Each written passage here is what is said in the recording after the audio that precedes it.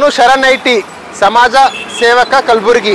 ಇವತ್ತಿನ ದಿವಸ ನಾನು ಕರ್ನಾಟಕ ರಾಜ್ಯದ ಮುಖ್ಯಮಂತ್ರಿಗಳಾದ ಸಿದ್ದರಾಮಯ್ಯ ಜಿ ಅವರಿಗೆ ಇವತ್ತಿನ ದಿವಸ ಮೆಮೊರಂಡಮ್ ಕೊಟ್ಟಿದ್ದೀನಿ. ನಾನು ಪೊಲೀಸ್ ಗ್ರೌಂಡಲ್ಲಿ ಭೇಟಿಯಾಗಿಬಿಟ್ಟು ಏನು ಮೆಮೊರಂಡಮ್ ಕೊಟ್ಟಿದ್ದೀನಿ ನಾನು ಅಂತಂದರೆ, ನಮ್ಮ ಗುಲ್ಬರ್ಗ ನಗರದಲ್ಲಿ ಏನು PW ಜಾಗಕ್ಕೆ ಇಲಾಖೆಗೆ ಸಂಬಂಧಿಸಿದ 14 ಎಕರೆ 27 ಗುಂಟೆ ಏನು ಜಮೀನಿದೆ, ಎಲ್ಲಿ ಅಂತಂದರೆ ಗೌರ್ಮೆಂಟ್ ಹಾಸ್ಪಿಟಲ್ ಪಕ್ಕದಲ್ಲಿ. ಆ ಜಮೀನು HK ಸೊಸೈಟಿ ಅವರು 50 ವರ್ಷಕ್ಕೆ ಲೀಸ್ ತೊಗೊಂಡ್ಬಿಟ್ಟು 2018ಕ್ಕೆ ಲೀಸ್ ಅವಧಿ ಮುಗಿದಿದೆ. ಅಂದ್ರೂ ಕೂಡ 6.5 ವರ್ಷ ಆಯಿತು ಅಕ್ರಮವಾಗಿ ಅನ್ಅಥರೈಸ್ ಆಗಿ ಆ ಜಾಗನ ಯೂಸ್ ಮಾಡಿಬಿಟ್ಟು ವರ್ಷಕ್ಕೆ 200ರಿಂದ 300 ಕೋಟಿ ರೂಪಾಯಿ ಮೆಡಿಕಲ್ ಕಾಲೇಜು ಅಕ್ರಮವಾಗಿ ನಡೆಸಿಬಿಟ್ಟು ಗಳಿಸ್ತಾ ಇದ್ದಾರೆ ಅಂತ.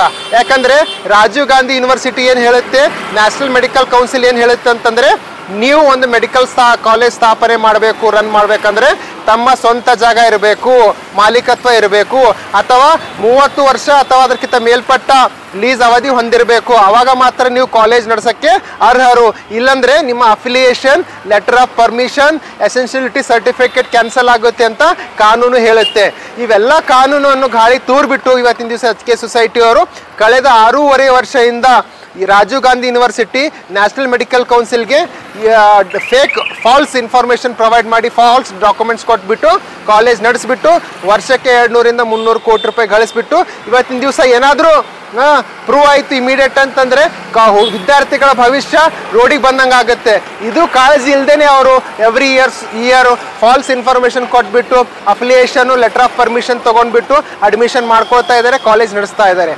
ಅದಕ್ಕೋಸ್ಕರ ನಾನು ನಿನ್ನೆ ದಿವಸ ನ್ಯಾಷನಲ್ ಮೆಡಿಕಲ್ ಕೌನ್ಸಿಲ್ಗೂ ಮೇಲ್ ಮಾಡಿದ್ದೀನಿ, ಮತ್ತು ಡಿಪಾರ್ಟ್ಮೆಂಟ್ ಆಫ್ ಮೆಡಿಕಲ್ ಎಜುಕೇಷನ್ ಏನು ಕರ್ನಾಟಕ ಸರ್ಕಾರ ಮತ್ತು ಮಿನಿಸ್ಟ್ರ್ ಆಫ್ ಹೆಲ್ತ್ ಇಂಡಿಯಾ ಇವರಿಗೆಲ್ಲ ಗವರ್ನರ್ ಅವರಿಗೂ ಕೂಡ ಮೇಲ್ ಮಾಡಿದ್ದೀನಿ. ಏನಂತಂತಂದರೆ, ತಾವು ಕೂಡಲೇ ಆ್ಯಕ್ಷನ್ ತಗೋಬೇಕು, ಈ ಲ್ಯಾಂಡು ಕಲಬುರಗಿ ಜನತೆಗೆ ಯೂಸ್ ಆಗಬೇಕು.